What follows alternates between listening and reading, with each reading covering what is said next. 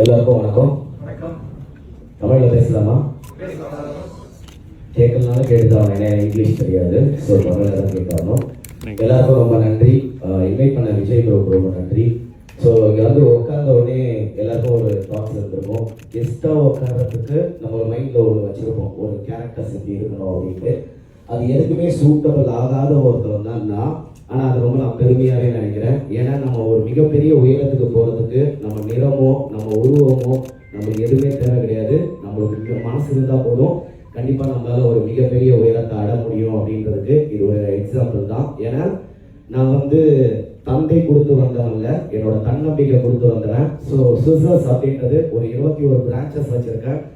Salons and academy வந்து run பண்ணிட்டு இருக்கேன், மேக்கப் அகாடமி. இதெல்லாம் வளரும் போது நம்ம மற்றவங்களுக்கு ஏதாவது ஒரு உதவி பண்ணணும் அப்படின்றது வந்து நான் ஒரு கொள்கையாகவே வச்சிருக்கேன். ஸோ நான் ஸ்டார்ட் பண்ணோடனே நான் என்ன சம்பாதிச்சேன் அப்படின்றத விட நான் என்ன பண்ணேன் அப்படின்னு பார்த்தீங்கன்னா, ஒரு 300 மெம்பர்ஸ்க்கு மேக்கப் கோர்ஸை வந்து நான் எல்லாருக்குமே ஃப்ரீயாகவே ப்ரொவைட் பண்ணி நிறைய ஆண்டர்பிரனர்ஸை நம்மள மாதிரி உருவாக்கணும் அப்படின்றதுக்காக தான் இதை உருவாக்கியிருக்கேன். ஸோ இந்த டிஎன்ஏ பார்க்கும்போது ஒரே ஒரு பெருமையாக இருக்குது. என்னன்னா, நான் தனிப்பட்டு தான் இந்த இடத்துக்கு வந்தேன். யாருமே எனக்கு அப்ரிஷியேட் பண்ணுறதுக்கு ஆள் இல்லை, எங்கள் அப்பா இல்லை, யாருமே இல்லை.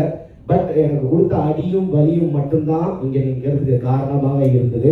ஸோ இங்கே இருக்கிற எல்லாருக்குமே என்னென்னா, இந்த பிஎம்ஐயில் இங்கே உங்களுக்கு சப்போர்ட்டிவாக நிறைய பேர் இருக்கிறாங்க. ஏன்னா எல்லாருமே முன்னேறணுன்ற பாதையில் போகும்போது அவங்க எல்லாராலையும் நீங்களும் அந்த இடத்துல போய் அடைகிறது ரொம்ப ரொம்ப ஈஸி. ஸோ கனெக்டிங் பீப்புள் எல்லாருமே நீங்கள் கனெக்ஷனாக இருந்தீங்க அப்படின்னா நீங்கள் கண்டிப்பாக ஒரு மிகப்பெரிய உயரத்துக்கு போக முடியும்.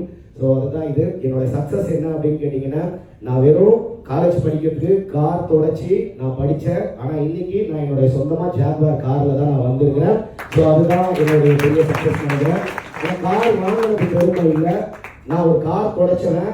அதனால நாம ஒரு பெரிய இடத்துக்கு போக முடியும்ன்றதை நான் ட்ரஸ்ட் பண்ணேன். ஸோ நீங்களும் ட்ரஸ்ட் பண்ணீங்கன்னா கண்டிப்பாக வர முடியும். அதே மாதிரி பிஸ்னஸும் சொல்கிறேன், நீங்க எல்லாருமே படிப்புக்காக எவ்வளோ வருஷம் ஸ்பெண்ட் பண்ணியிருப்பீங்க. 15,000 சம்பாதிக்கிறதுக்கு 15 வருஷம் படிச்சிருப்போம்.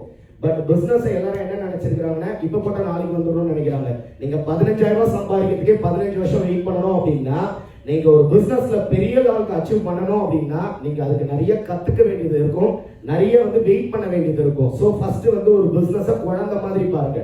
நாளைக்கு உடனே சம்பாதிச்சு கொடுக்கணும்னு எதுவுமே நினைக்காது. அது ஒரு குழந்தை, அதுக்கு நிறைய நாலேஜ் கொடுங்க, அதுக்கு நிறைய நீங்க தெரிஞ்சுக்கணும்னு ஆசைப்படுங்க.